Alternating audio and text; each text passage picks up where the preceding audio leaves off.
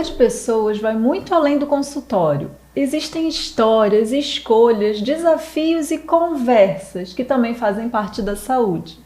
Esse é o Conversas que Agregam, um espaço para encontros leves, mas profundos. Eu sou Patrícia Pimentel e hoje a nossa conversa é sobre saúde da mulher.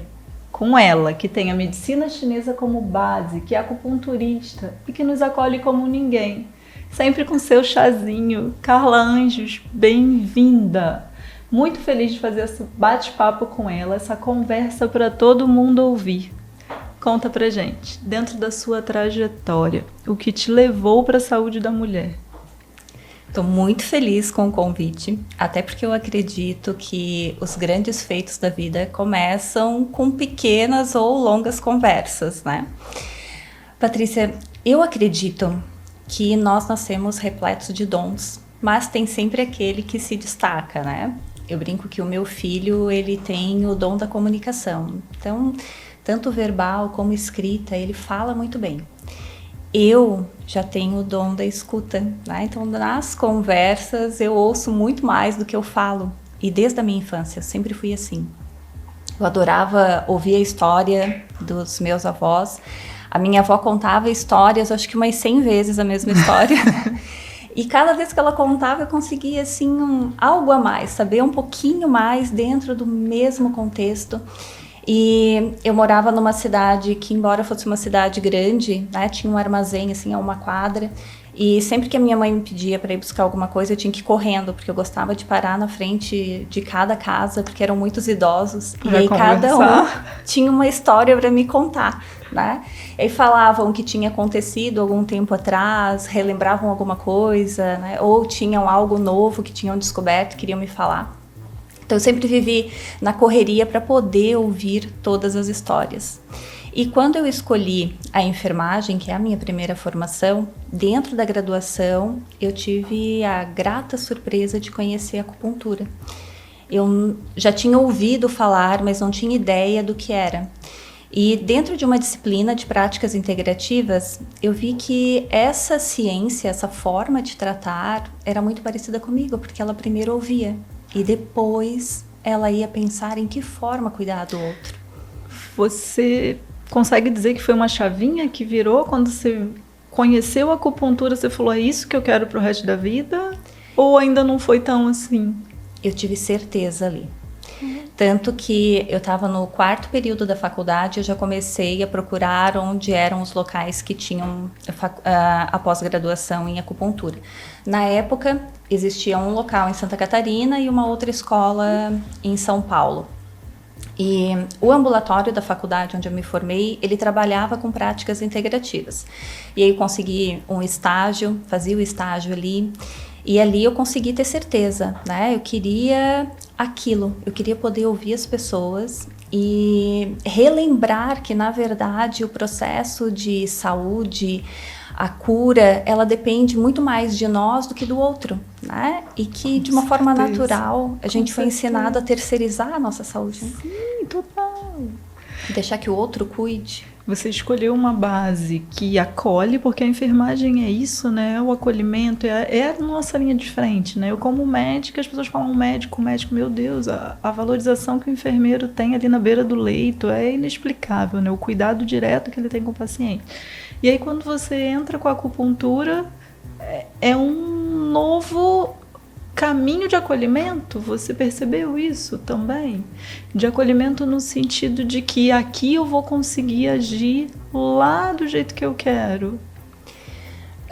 Eu fiquei anos dando aula na graduação, né? Foram 14 anos na graduação, nos níveis de enfermagem, farmácia, dei aula na nutrição, e algo que eu sempre falei e acredito mesmo que a gente pode cuidar de uma forma diferente.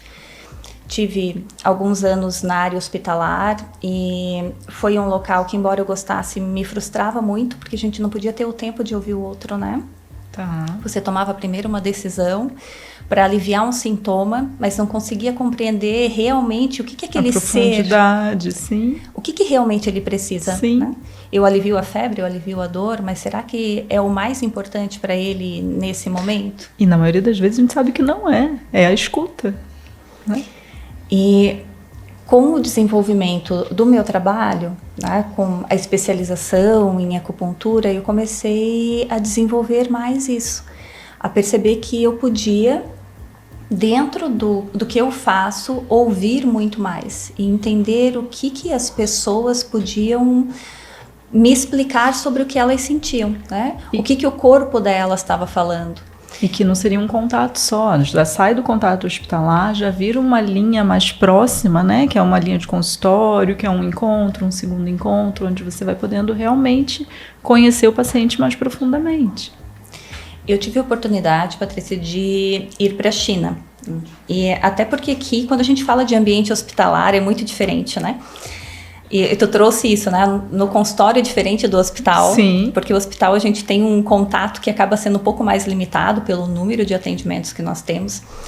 E quando eu fui para a China foi justamente para poder entender um pouco mais. Eu sabia que eles usavam plantas, eu sabia que eles usavam os alimentos, não só a agulha, como eu tinha aprendido aqui. E quando eu fui para lá, a gente ficou dentro de um hospital que só trabalhava com medicina chinesa. E a forma de atender, porque ela tinha enfermeiros, né? Tinham os médicos da medicina chinesa e a forma de atender é diferente. Até porque ele não recebia um comprimidinho na hora da medicação, ele recebia um alimento, ele recebia os chás que ele iria tomar para aquele momento, ele ia ter um horário, sim, para colocar a agulha, para fazer a acupuntura, para fazer a massagem. Mas o tempo todo ele era muito ouvido. E eu vim com esse desejo de poder aplicar aqui no meu dia a dia essa forma, né? De receber a pessoa, que ela tem um chá para tomar, que durante essa tomada do chá ela se sinta à vontade para conversar, para falar, para dizer o que ela sente. E eu acho que foi justamente isso que também me fez começar a trabalhar mais com a saúde da mulher, né? O atendimento mais com as mulheres. Tá. Porque as mulheres, de uma forma natural, elas acabam não sendo tão ouvidas, né? Eu acho que nós somos um pouco ensinadas, assim, a minimizar. Isso que eu ia falar, não é que não sejam ouvidas, talvez a gente também não saiba falar, né? Nós não fomos ensinadas a falar, eu acho. A gente minimiza a nossa dor, o que a gente sente, e a gente maximiza todas as nossas responsabilidades e culpas. Muitas vezes porque a gente está sempre em prol do outro, né? Cuidando do filho, ou do marido, ou do trabalho, ou do colega, né? Mulher tem, a maioria tem isso do cuidado, né? Então você não faz o autocuidado, você está sempre cuidando de alguém, na maioria das vezes. Se esquece de se permitir se ouvir, sentir qualquer coisa. Eu acho que as pacientes chegam, né, muito a você com isso. Engraçado porque a maioria chega com um sintoma, assim, né? Para falar, eu tô com esse desconforto ou eu tô com dificuldade nesse momento para engravidar dentro da parte da fertilidade. E na hora que a gente começa a conversar, né? E o diagnóstico chinês também ajuda nesse sentido, porque pelo rosto a gente consegue ver alguns aspectos, aquela que é mais ansiosa, a que tem dificuldade para dormir, a que é muito agitada. A conversa com ela é ótima, ela pede para ver a língua, ela começa a conversar e vai falando de uns alimentos, assim, aquilo que não faz parte da nossa dieta, às vezes no dia a dia, e ela começa, mas e a tâmara? Você está comendo tâmara? Não é isso? É muito bom, é muito bom. E são pequenos detalhes que fazem a diferença na nossa vida. Que quando você explica, tudo se conecta. Eu lembro muito o Carla dela falando pra mim, mas se você sente no café da manhã vontade de comer o seu mingau com canela, faz o seu mingau com banana e canela, seu corpo tá pedindo um quentinho, não precisa ser o pão, o abacate ou até a fruta, você não quer. Então, o seu corpo sabe o que precisa e ele te pede isso. Por isso essa vontade, eu não lembro mais. Eu lembro do mingau e de alguma outra coisa que eu comentei que eu tava com vontade, eu lembro se era com pimenta ou canela. Você falou, seu corpo tá precisando disso, por isso essa vontade, né? E isso é medicina chinesa. E com o tempo a gente vai aprendendo, né? No consultório, eu brinco com algumas pacientes que elas já chegam hoje em dia com o diagnóstico pronto, né? Elas olharam a língua, porque eu digo, é importante a gente aprender a se observar. E elas já chegam, Carla, eu tô com o fígado estagnado. Tô precisando comer um alimento ácido. Você já sabe, já faz, né? Não, mas eu vim para confirmar, me dizer com certeza se é isso. Se eu tô certa. Mas eu acredito que nós mulheres, durante muito tempo e ainda hoje, assim, a gente se cala muito, né? Nos nossos desafios. A gente vive as histórias muito sozinha. A gente tenta dar conta de tudo, né? Acho que a gente vive isso no geral, e você pegou 2 pontos muito importantes onde eu acho que a maioria se recolhe mais ainda, que é quando fala de fertilidade e quando fala de menopausa. Eu não vou entrar nesses temas ainda agora, mas é isso, não é? Eu acho que são 2 extremos onde as pessoas tendem a se retrair mais. As pessoas, a gente pode olhar para o casal, mas a gente pode olhar para a mulher sozinha também, né? Ela tende a não trocar muito, né? As pessoas hoje falam mais de menopausa, hoje a gente tem internet, uma visibilidade, mas eu fico pensando na época da minha mãe e avó, isso não era discutido, né? Porque a gente precisava minimizar. Precisava estar pronta para fazer tudo. E aí, como que você é a Mulher Maravilha, né? Porque foi vendido pra gente. Eu fico super chateado quando eu vejo, assim, mês de março, né? Mês da mulher, e aí tem aquelas imagens de Mulher Maravilha. A gente não que precisa equilibra todos os pratos sempre. Não é para ser assim. E é isso que eu busco trazer no consultório, né? Que você não precisa fazer tudo sozinha, sabe? Você pode e deve pedir ajuda. Você pode e deve se ouvir. E eu vejo as mulheres ainda hoje chegando, assim, tendo vergonha de dizer assim, eu saí do trabalho hoje para vir aqui na consulta, né? Para ter 1 hora de descanso. Ou na hora que a gente vai organizar o estilo de vida, ai, Carla, mas como é que eu vou tirar 30 minutos para fazer atividade física todos os dias, né? E às como se fosse uma culpa ali, né? Não pode ter uma culpa. Eu tenho muitas responsabilidades, né? Aquelas que têm filho, eu tenho que pegar o filho na escola, eu tenho que levar o filho para as atividades dele, eu preciso ver se está tudo certo na casa. Independente, né, da profissão de cada uma, nós mulheres, a gente vai encontrando responsabilidades, que é um olhar um pouco maternal, natural da mulher, né? Ela quer maternar tudo ao seu redor e aí esquece de maternar um pouquinho ela mesma, né? De ter esse autocuidado, essa compaixão. E se a gente não parar e olhar para esse lugar, a gente vai vivendo realmente nessa correria, né? Nesse maternar corrido e nessa falta de autocuidado, porque está no automático. Então, né, uma consulta com você, bom, que o podcast sirva para um despertar, será que eu estou nessa rotina de não parar para me olhar, para me conhecer? Eu não me dou meia hora numa academia, eu não me dou 1 hora na semana ou a cada 15 dias que seja para fazer uma terapia para mim, até porque, vê se não é outro ponto, a gente tem que estar bem para cuidar do outro, porque a gente não está bem, o outro não vai ficando bem e vira tudo uma grande bola de neve, né? Porque a gente acha que pode cuidar do outro, mas tem que cuidar de si primeiro. Pessoa que nós precisamos amar acima de tudo somos nós. Né? E é bíblico, né? Amai a Deus sobre todas as coisas, né? E ao outro como a si mesmo. Sim. Então, como que você vai amar outras pessoas se você não determina e não tira um horário do teu dia para cuidar de ti, para você estar bem, para você estar saudável? Né? Como é que você cuida da saúde da tua empresa se você não tem saúde própria, né? Com certeza. Eu vou voltar ao que você falou lá no início. Você falou do seu filho, o meu filho é assim também, acho que é uma geração pronta, né? Como eles têm o dom da palavra, uma habilidade nata, a gente pode falar depois que é uma habilidade do digital, enfim, mas não é sobre isso. Eles nascem muitas vezes com uma comunicação, né? Mas eu digo que muito bem elaborada, né? Vamos chamar de dom.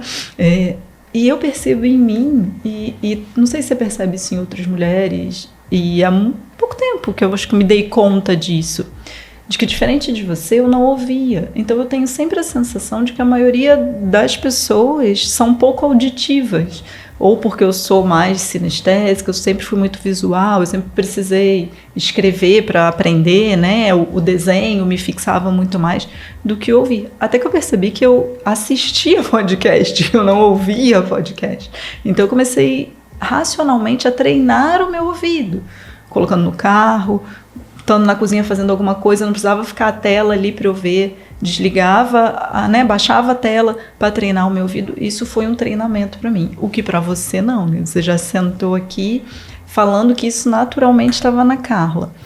Das mulheres que você atendem, você acha que parte do não falar, do não se comunicar, também tem a ver com essa condição? Eu sou mais auditiva, eu sou mais sinestésica, eu sou mais visual. Você acha que tem um componente geral que leve para isso ou não, Patrícia? Não independe?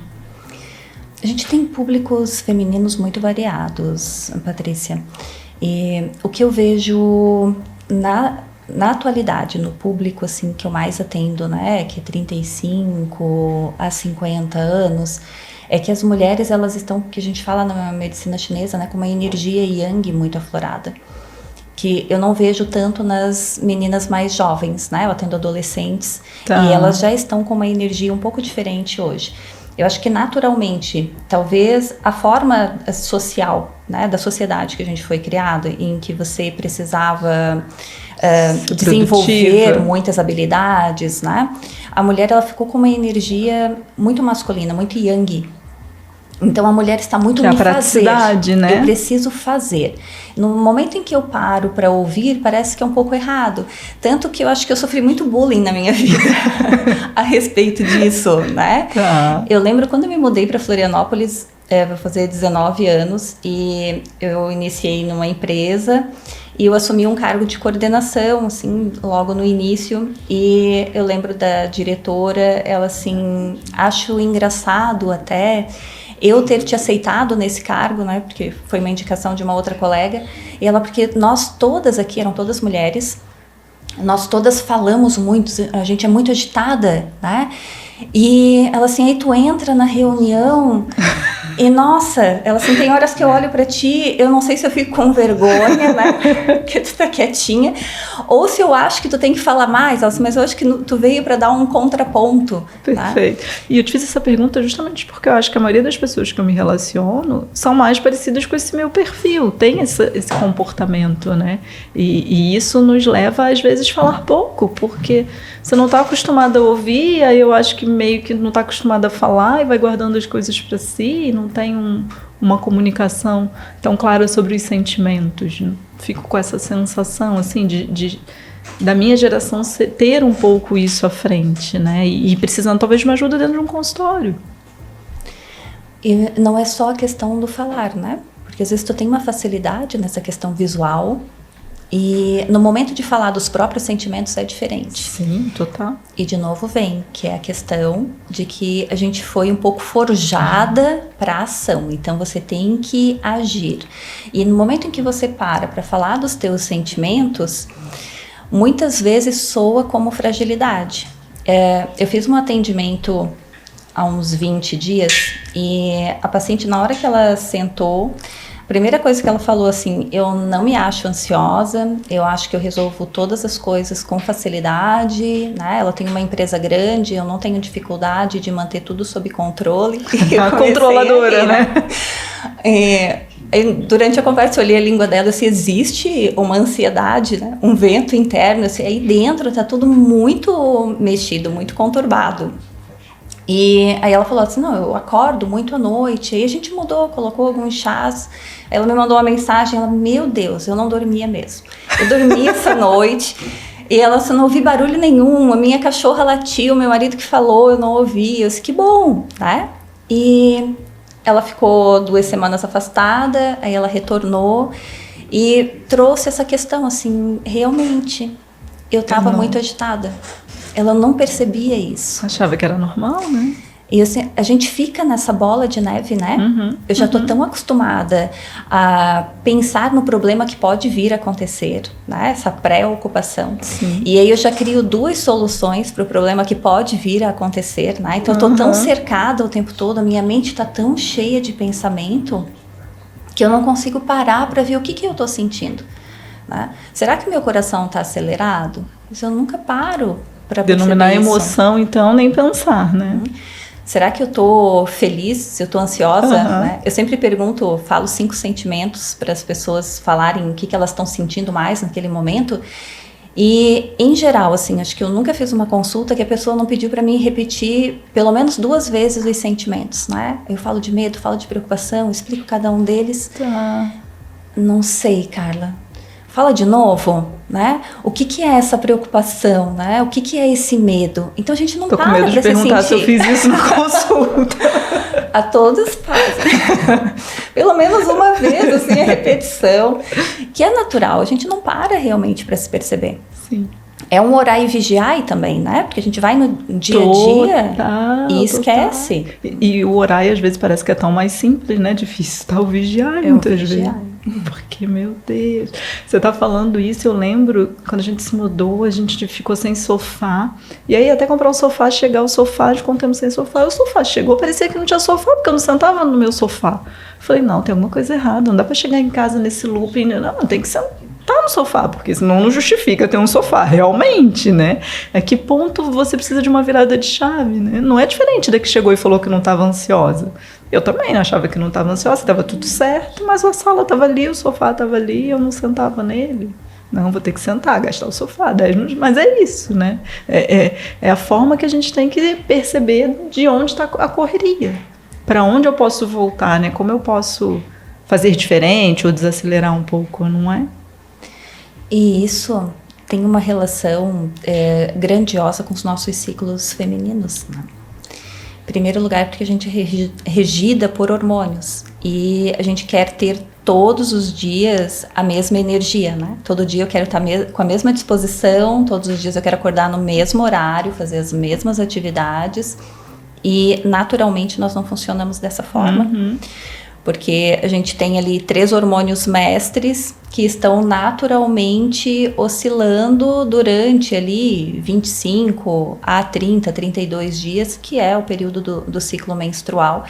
E quando eu sonho, enquanto mulher, né, em estar produzindo e agindo da mesma forma, com os mesmos sentimentos todos os dias da minha vida, naturalmente a gente já se frustra. Sim.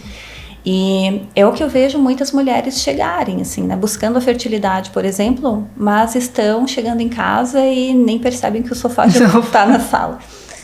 E eu brinco, como é que o teu corpo vai querer gerar uma vida se ele não tem tempo nem de cuidar dele próprio, né? E a célula quer sempre manter a vida dela primeiro, para depois pensar em gerar um outro ser.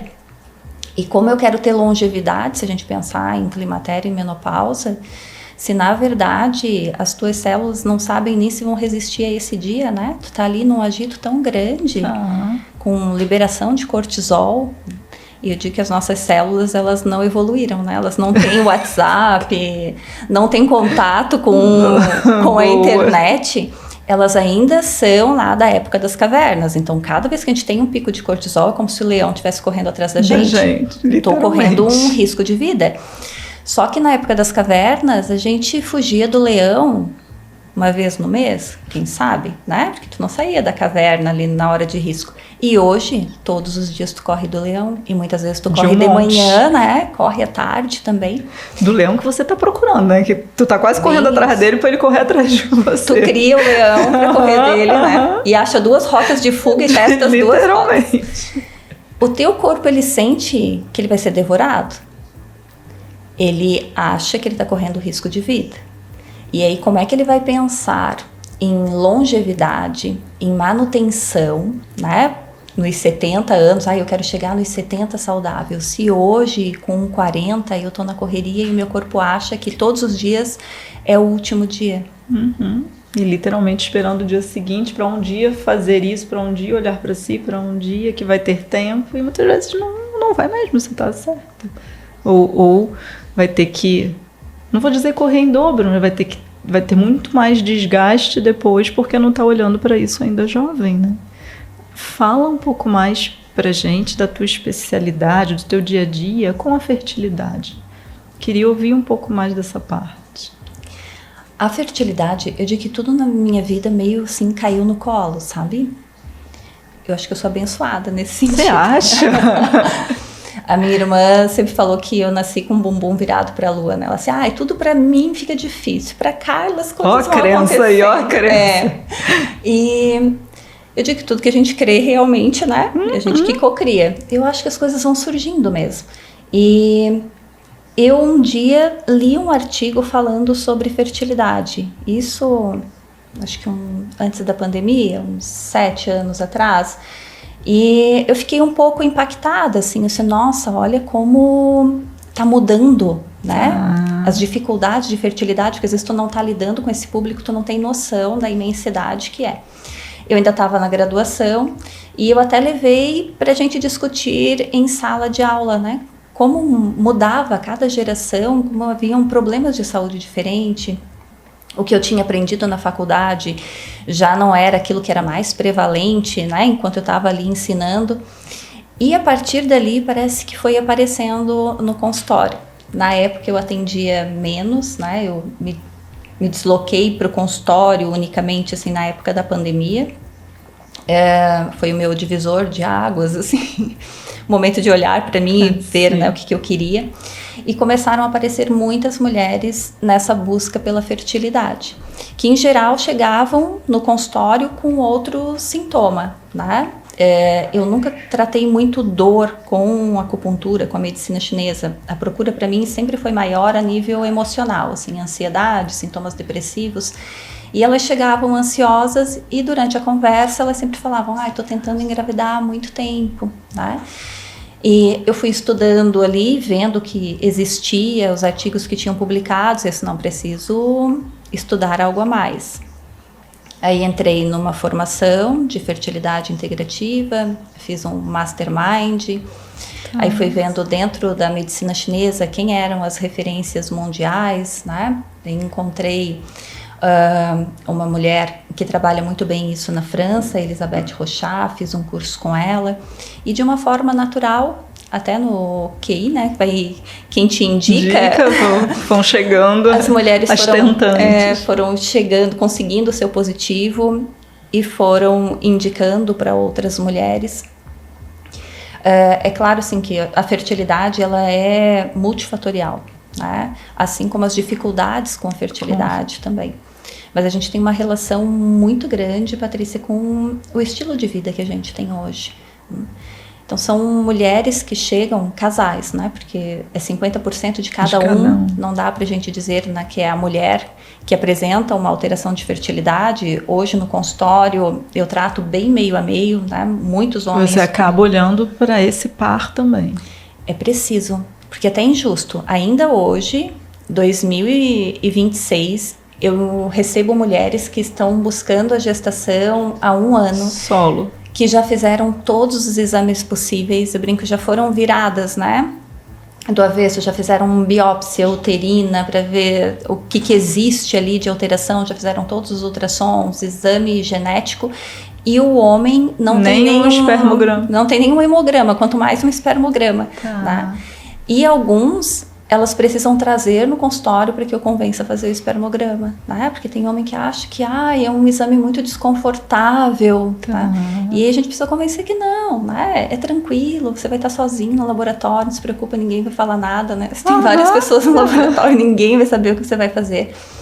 E nós temos muitos homens jovens hoje com alteração de espermograma, como nós temos muitas mulheres jovens com envelhecimento oocitário desses óvulos. Né?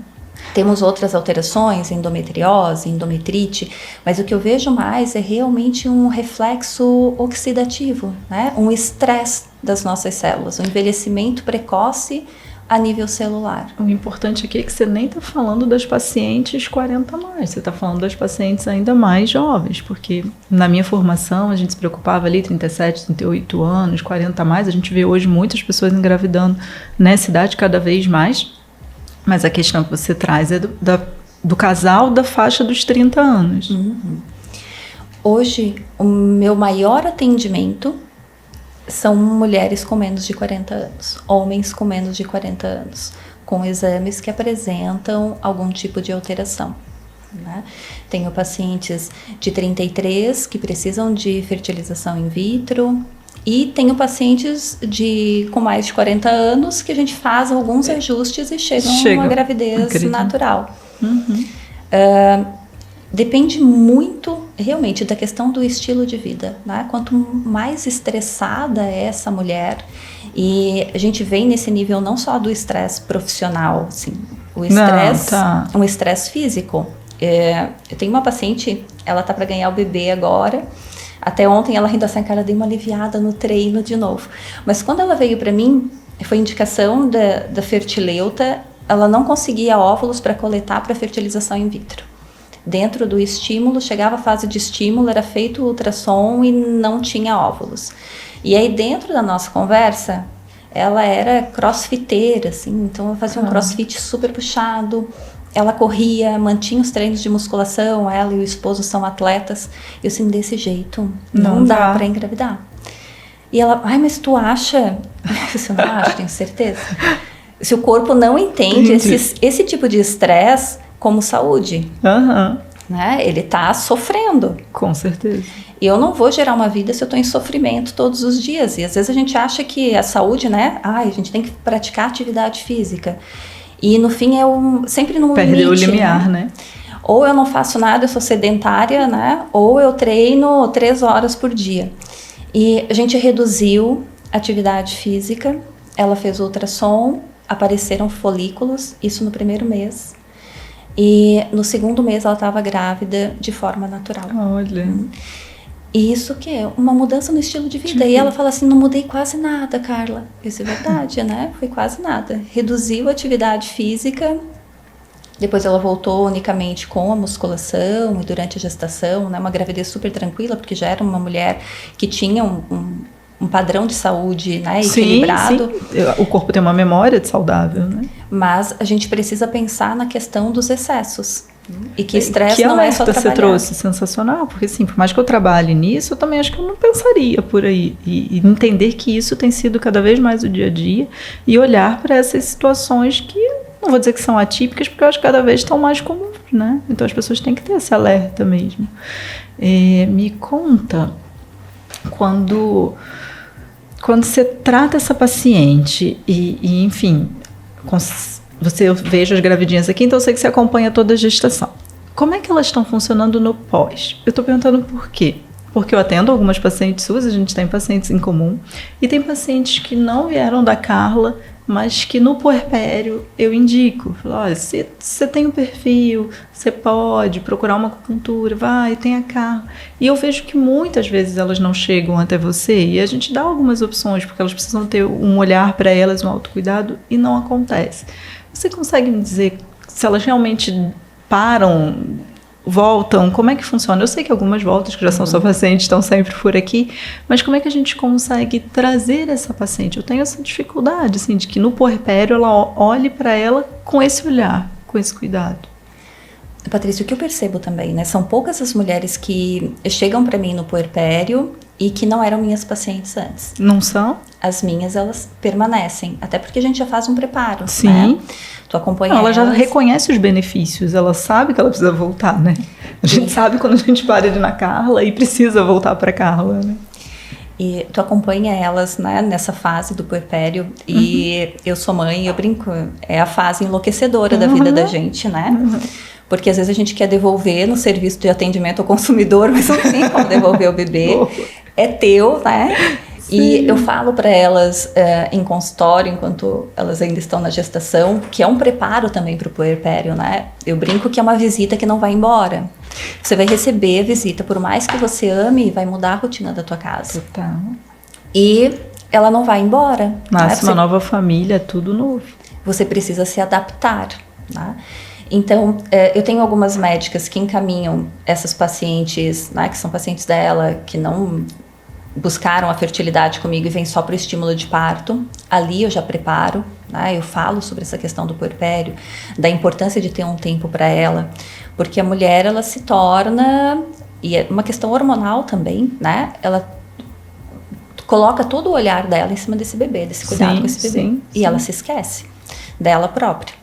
Então, se a gente não prepara antes, é muito difícil. E você acha que essas que você consegue ter contato antes estão voltando? Elas retornam. Quando elas sentem a dificuldade, elas sabem que realmente, né, aquilo que foi falado é verdadeiro.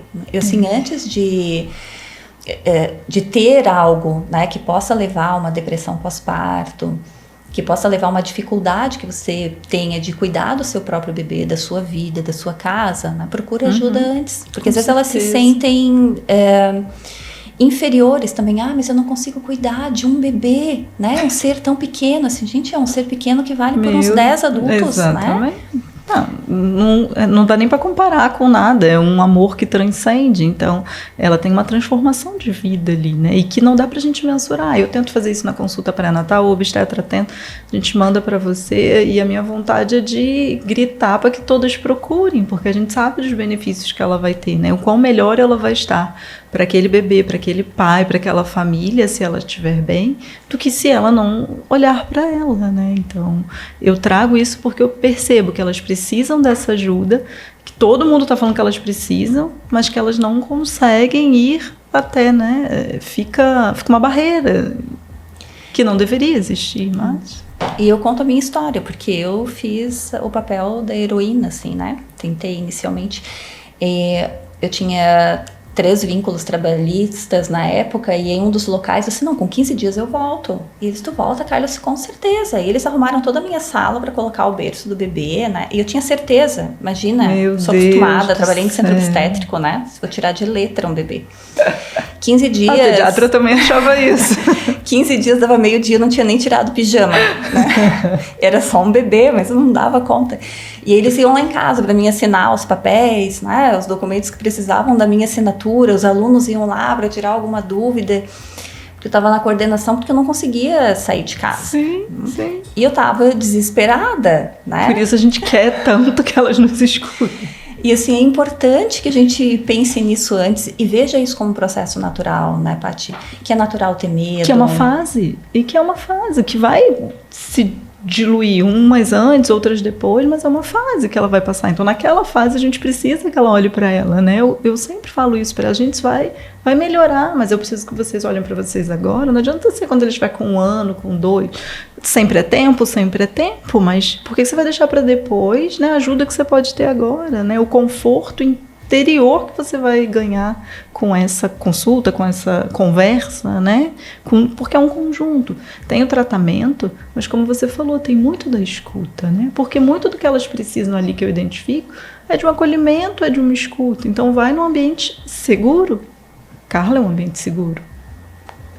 E poder parar um pouquinho de se cobrar excessivamente, né? Total. Porque a gente fica ali nessa cobrança do bebê de fazer tudo tão perfeito, né? Total. Ai, não consegui amamentar. E tem mulher que chega destruída porque não conseguiu amamentar. Isso tá tudo bem. Esse hoje em dia tem fórmula, não tem problema se você não conseguiu, né? Uhum. Ai, o bebê tá agitado, ele chora muito. Às vezes é a mãe que tá agitada. Eu uso muito alguns exercícios de respiração, então eu sempre organizo um materialzinho, né? Quando ela já vem ali para o estímulo de parto, eu já encaminho, e para essas que retornam, um material que auxilie, e aí encaminho uns áudios juntos, onde a gente respira junto, aí ela calma. Eu ontem estava atendendo uma paciente, a bebê dela já está com 2 anos, mas a gente veio desde o acompanhamento ali da busca pela gestação.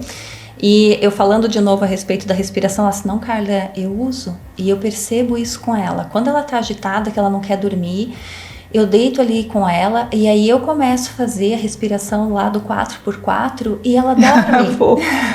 E assim, é isso, porque tu se tranquiliza. Procurem a respiração 4x4. Já deram até nome da respiração.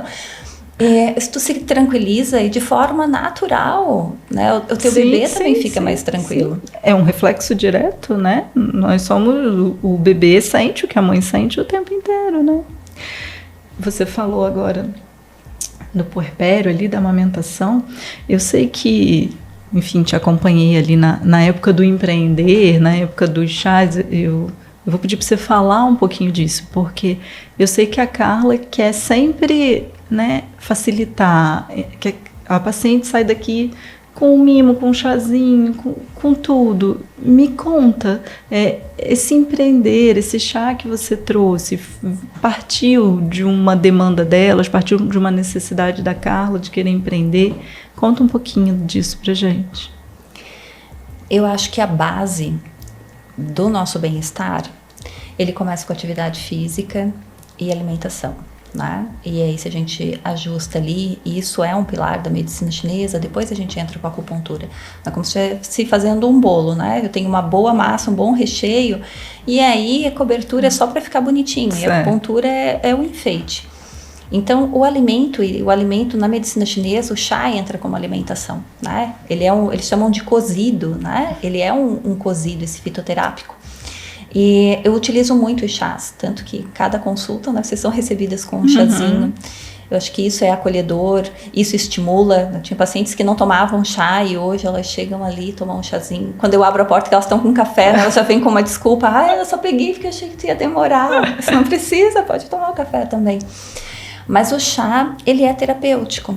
E ele é terapêutico desde o momento que a gente vai preparar ele. Né? Do aquecer a água, que é o momento teu. Eu vou parar, vou aquecer a água, vou preparar minha xícara, vou colocar a quantidade da erva. Vou esperar o tempo, porque eu não posso só botar água quente e sair tomando chá. Eu tenho que deixar ele abafadinho. E isso já cria uma atmosfera de tranquilidade. Já leva a gente para o processo de cura. Só porque eu indicava os chás, existia uma dificuldade. Né? Uma dificuldade de encontrar todas as ervas. Quando a gente fala de ciclo, né, na mulher que ainda está ciclando, ela teria que ter um chá diferente para a primeira fase do ciclo, para a segunda fase do ciclo. E, em geral, ela acabava pegando um chá e tomando o tempo todo. E eu queria que ela modificasse isso, para que a gente pudesse, né, ter o efeito que realmente eu e ela esperávamos. E elas sempre traziam: Carla, tu podia ter, né? Algo já pronto para a gente levar, chega em casa, faz, tão mais prático. Eu indicava uma loja de produtos naturais, algumas maravilhosas, separavam já alguns chazinhos para elas, mas elas sempre falavam: se a gente saísse daqui com o chá, seria mais fácil. E aí, tive um surto de coragem. Porque eu não sou assim com esse espírito empreendedor nato, né? Mas tive um surto de coragem e criei inicialmente 2 blends focados nessa questão do ciclo feminino e depois mais 2 para que completasse essa história, né, de saúde feminina, com um chá para o período da amamentação e um chá para o período da gestação. E acho que trouxe um pouquinho mais de aconchego e de tranquilidade para elas, né? De facilidade. Trouxe total, e não só pela praticidade do levar, mas pela segurança, né? Porque já estava certo ali do encontro que ela precisava, não teve trabalho de procurar, né, em uma casa de produto natural ou em outro local, e muitas vezes de comprar, às vezes, o chá errado, porque eu lembro que quando eu comecei a consumir o chá, ela me dizia qual chá eu tinha que comprar, onde eu tinha que comprar. Isso era sempre um pouco mais cuidadosa com isso. Então eu tenho certeza que você preparou tudo com muito, né, com muito amor, com muito cuidado. Com os blends são sensacionais, eu sou suspeita, mas com o cuidado que o paciente precisa ter mesmo, né? Me fala um pouco, Carla, falamos dos chás, mas eu queria que você me trouxesse um pouco da parte da mulher 40+, da menopausa. Fala um pouco disso, nosso tempo não vai ser muito longo ainda, mas traz um pouquinho pra gente dessa tua paciente. Depois dos 40, a vida vira enlouquecedora, né? Eu vi um videozinho essa semana, uma paciente minha mandou, eu achei uma graça, porque era um pré-adolescente, devia ser um menino ali de uns 11 anos, e ele assim: a minha mãe tá adolescente. Tem dia que ela tá muito irritada, tem dia que ela chora por tudo. E eu achei muito engraçado, né? Porque eu tô vivendo, né? Eu tenho 47 anos e eu tô na transição menopausal. E cada vez mais cedo ela acontece, né? Então eu tenho pacientes com uma idade muito menor do que a minha vivenciando. Igual você falou da fertilidade, tá acontecendo essa menopausa. Eu vejo a menarca precoce, né, no meu dia a dia, isso tem acontecido, então a menopausa é a mesma coisa, né? E os sintomas, eles vêm de uma forma muito sutil, né, Patrícia? E, em geral, eles vêm no lado emocional, primeiramente. E, de novo, né, quando a gente fala em menopausa, qual é o primeiro sintoma que a gente lembra ao falar de menopausa? Calorão. Calorão, né? Exatamente. Fogacho. Que eu também nunca tive, não sei o que é isso. E tem mulheres que nem passam pelo fogacho. Então, dentro dessa transição menopausal, nós temos mais de 50 sintomas. Fogacho é apenas um deles, não significa que todas as mulheres vão ter. Mas a questão emocional, de uma forma natural, ela vai acontecer, porque o estrogênio, ele começa a cair, o nosso humor muda, né? Ele que traz essa vivacidade pra gente, né? A gente fala assim: tô no período ovulatório, né? Tô me achando linda, maravilhosa, tô com a libido elevada. E quando o estrogênio, ele começa a baixar, eu fico sem motivação, eu não tenho vontade de sair de casa, eu fico com sintomas mais depressivos mesmo, eu tenho irritabilidade, porque é ele que me deixa bem, né? A minha libido cai. Eu gosto de pensar assim, Carla, eu sei que eu tô falando de mim, mas eu me pego falando isso para as mães. se conheçam, né? Essa semana mesmo eu atendi uma adolescente de 17 anos que não quer menstruar, que quer tomar remédio contínuo, e eu falo porque eu tomei remédio contínuo muito tempo. A gente precisa conhecer o corpo, né? Então, se você menstrua, conhece o seu ciclo, conhece o seu corpo, né? Entende que você vai estar mais produtivo uma época, outra época não, e que isso tem a ver com o seu hormônio. Quando você chega na fase da menopausa, também fica mais fácil. Agora, se você é uma pessoa que está sempre naquilo ali, que você não menstrua, que você toma remédio, talvez você vá ficar esperando o calorão e você está com outros sintomas e não está, né? Não tem um acompanhamento médico, enfim, não busca um profissional, está vivendo com um sentimento que não precisava se tivesse um outro olhar, né? Então, assim, que a nossa conversa tenha esse alerta para as mulheres, né? Eu acho que a saúde da mulher é muito isso, é a prevenção, é o autoconhecimento, o autocuidado, o conhecimento do corpo. É certo isso que eu estou falando? Faz sentido? Faz total sentido. Sabe que tem estudos que apontam que a mulher, na fase de transição menopausal, em torno de 80% delas, porque 79,7% utilizam medicação antidepressiva. E, na verdade, elas têm uma oscilação hormonal. Então, elas não têm melhora com a medicação antidepressiva, porque elas continuam se sentindo mal, né? E se sentindo ainda pior, porque elas estão fazendo o tratamento e não percebem a melhora, mas porque elas não conseguem também perceber essa oscilação. E hoje o mundo está na busca de um resultado rápido, então ela não está comendo direito, ela não está fazendo atividade física direito, ela não senta no sofá dela, né? Ela quer a pílula mágica. E quer a pílula mágica, exatamente. E a pílula mágica, infelizmente, não existe. Há um tempo atrás eu fiz um post, né? Eu disse, o suplemento que salva vidas. Foi, assim, o que mais teve abertura, sabe? E isso não existe, né? Porque é um aglomerado de coisas. Se tu não muda o teu estilo de vida, não existe suplemento que consiga te trazer um benefício se tu não come direito, se tu não pratica atividade física, se tu não dorme bem, né?